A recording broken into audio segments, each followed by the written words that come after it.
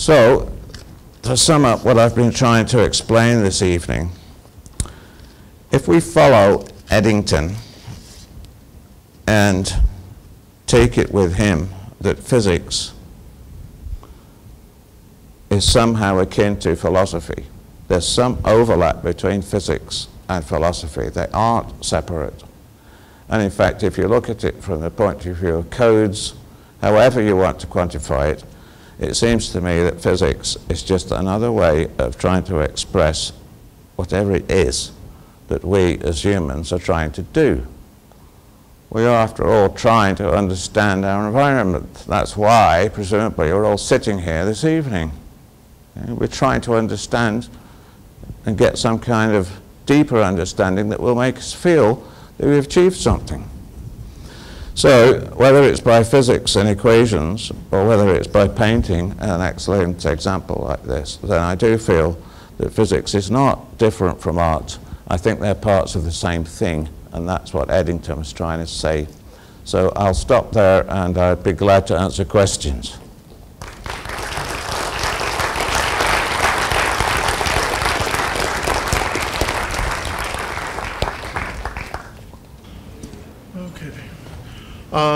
Does anyone have any questions?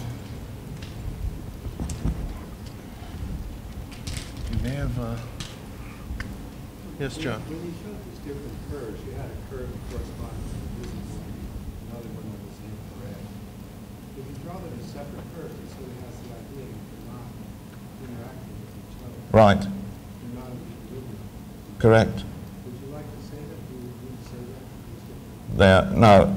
Our friend there is referring to the diagram.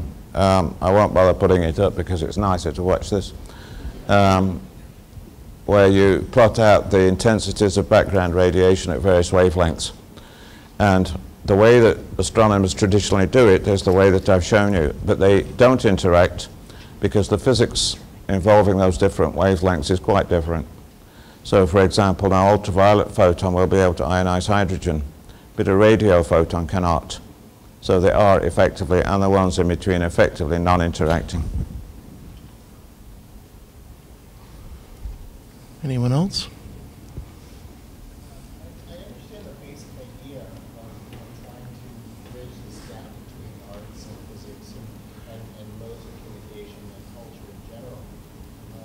But is Eddington's point to try and use this idea to bring it into a realm that more people will feel more comfortable dealing with, or what is the point of that in the end?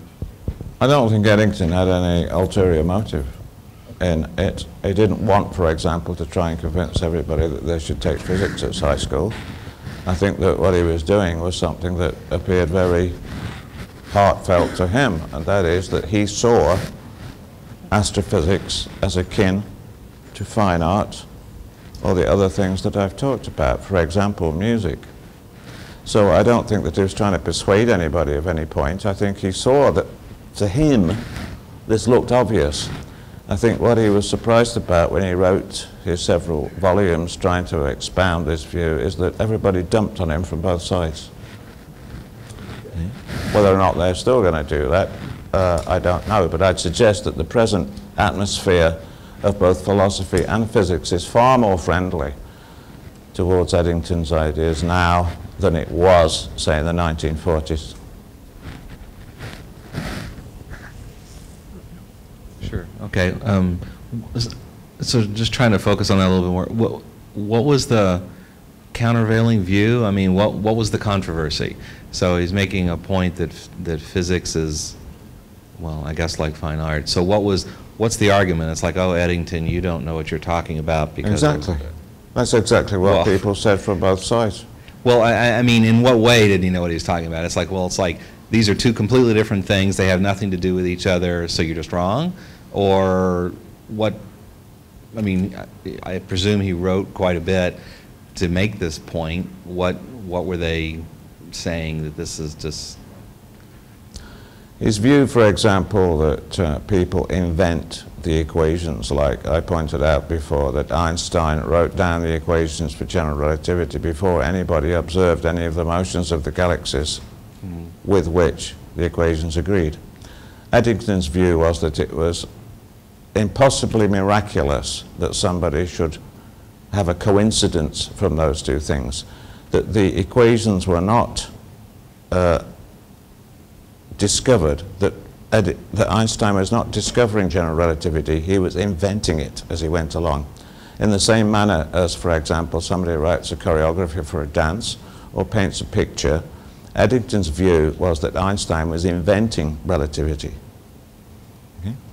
So if you take that view, then clearly it's going to be very objectionable to the majority of physicists. Traditionally, physicists have been brought up to think that they discover things in the same way that a prospector walking through the desert in California would discover a piece of gold. Okay? So the traditional view of physics was that it was discovered, not invented. So in your points about the fellow with the group theorist whose view of, I guess it was of gravity, there, you listed 3 or 4 different inventors of gravity, I guess, in this term. They are and you're inventors saying of it's gravity. Like, you know, we think of it as discovery, but really they are inventors. These people invented different forms, so it's really not discovery. It's not discovery, no. Ah, okay. I got it. Huh?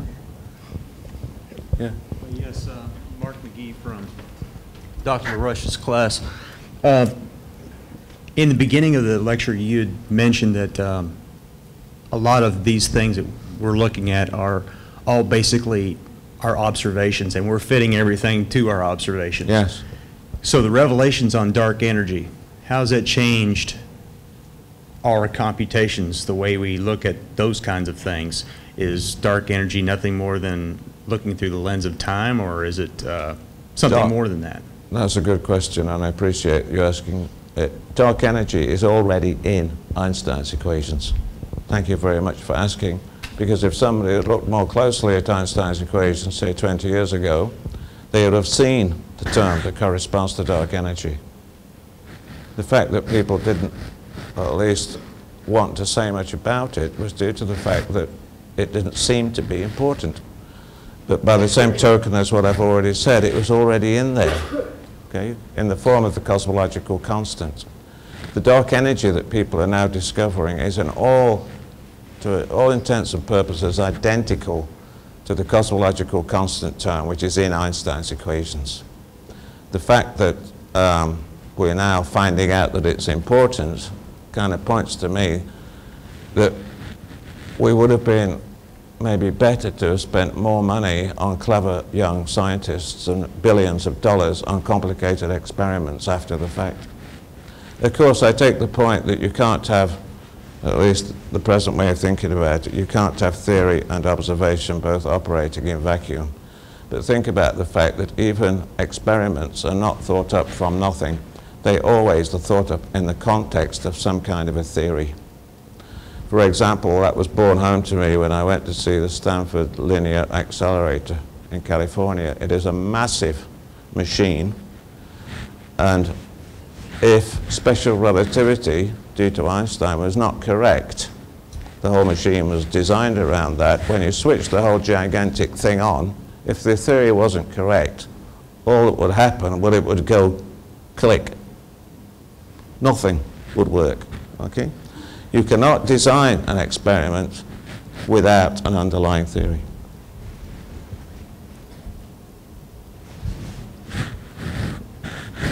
As I say, I see experiments as a kind of shortcut to the truth and a nuts and bolts kind of hammer-like attitude to solving certain problems, which you could often get a lot quicker and farther with if you just used a bit of brains.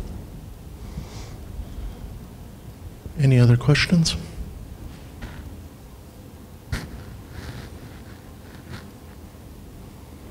Okay, let's thank our speaker once again. Thank you.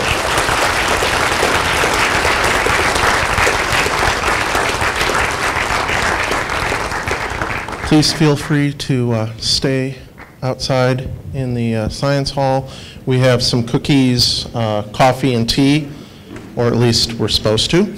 if the students set them up. I'd like you all to thank the members of the Society of Physics students who helped put this on tonight.